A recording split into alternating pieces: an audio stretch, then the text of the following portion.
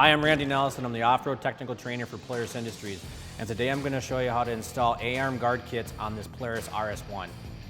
Before we begin, we want to make sure we read these instructions and check to make sure all parts and tools are accounted for. We want to make sure we retain these instructions for future reference and parts ordering information.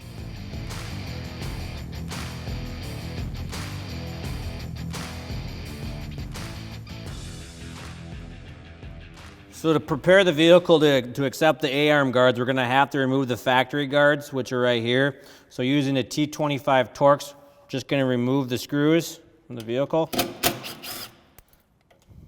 And what we're going to do is we're going to retain the screws and the guard in case we decide to put the vehicle back to its stock configuration.